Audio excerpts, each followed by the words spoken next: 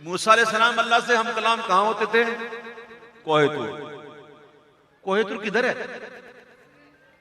है कहां? मकान में। कहां पे? मकान में। ईसा अलैहिस्सलाम जिंदा है। वमा क़तलूहु वमा सलबूहु, ना वो कत्ल किए गए ना वो सूली चढ़ाए गए, वो जिंदा है। कहां पे? आसमानों पे। कहो ना, इतना नहीं पता? जिंदा है, आएंगे।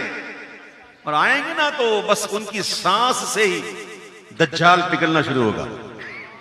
ये है नबी की सांस। ऐसे शोभा दिखाएगा, जन्नत दिखाएगा, दूध दिखाएगा, सब्जा होगा, बारिश बरसाएगा।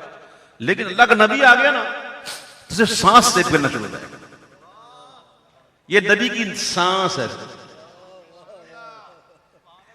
भागेगा, ईसा इस्लाम उनका पीछा करेंगे और नेजा मारेंगे, उसे कत्ल करेंगे। उसे आसमानों पे हैं, जिंदा हैं।